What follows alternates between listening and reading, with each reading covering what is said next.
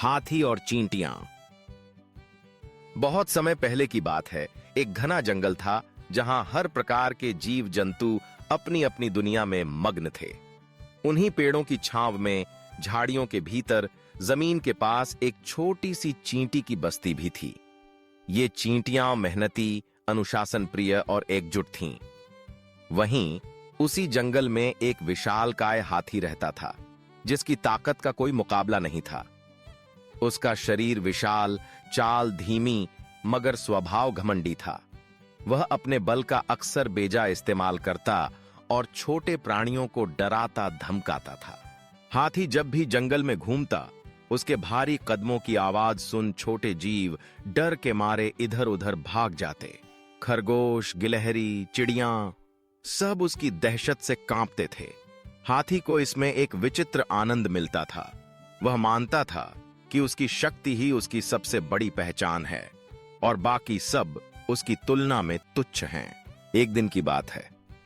सुबह की नरम धूप थी और चींटियां अपने घर से निकलकर भोजन की तलाश में व्यस्त थीं। तभी हाथी उधर आ निकला। उसके चेहरे पर वही घमंड की मुस्कान थी। उसकी नजर पास बनी चींटियों की कतार पर पड़ी। उसने सोचा, क्यों न इन नन्हे जीवों को थोड़ा सबक सिखाया जाए। वह अपनी सूंड में नदी का पानी भरकर लाया और पूरी ताकत से चींटियों की कतार और उनके घर पर पानी छिड़क दिया। पानी के तेज बहाव से चींटियों की मेहनत पर पानी फिर गया। उनकी कतारें टूट गईं, घरों में पानी घुस गया। कई चींटियां बह गईं, कई डरी सहमी सी अपने घरों के कोनों में छुप गईं।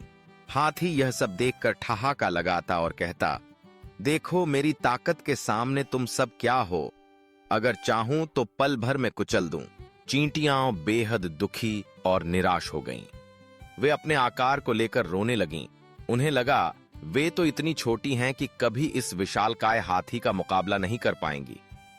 लेकिन उनमें से एक बुद्धिमान और साहसी चींटी बोली, हमें अपने छोटे कद पर शर्मिंदा होने की जरूरत नहीं। अगर हम एकजुट हों तो किसी भी मुसीबत का सामना कर सकते हैं। उस दिन के बाद से चींटियां चुप रहीं, मगर भीतर से वे कुछ और सोच रही थीं। उन्होंने एक सभा बुलाई, जिसमें सबने मिलकर हाथी को उसकी गलती का एहसास दिलाने की योजना बनाई। अगले दिन हाथी फिर उसी रास्ते से गुजरा। वह चींटियों को फिर से परेशान करने की फिराक में था।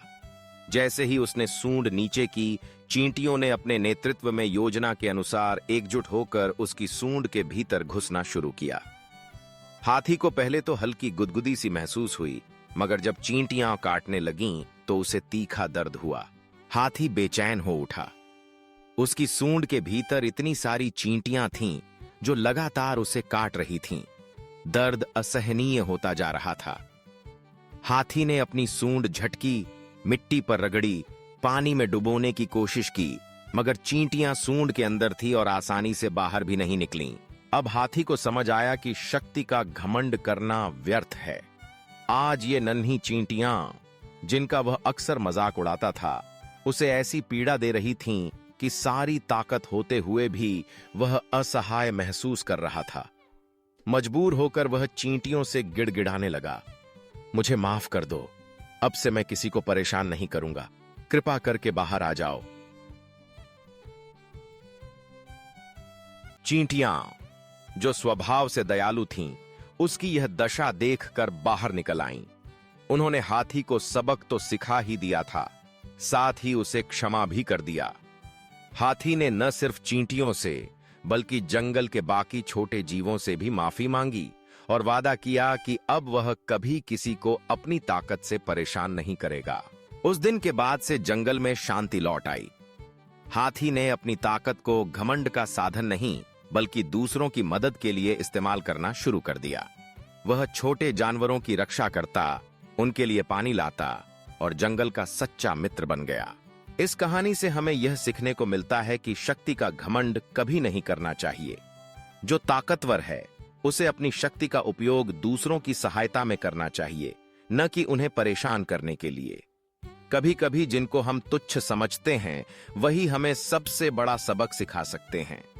जीवन में एकता, साहस और बुद्धिमत्ता से बड़ी मुश्किल को भी हल किया जा सकता है। अंत में दया और क्षमा ही सबसे बड़ी शक्तियां हैं जो हमारे दिलों को जीतती हैं और समाज में सच्ची शांति लाती हैं। जंगल की वह कहानी आज भी हर किसी को यह सीख दे जाती है कि दूसरों को कम आंकने की भूल कभी न करें। बड़ी से बड़ी ताकत भी छोटी छोटी एकजुटताओं के आगे हार मान सकती है।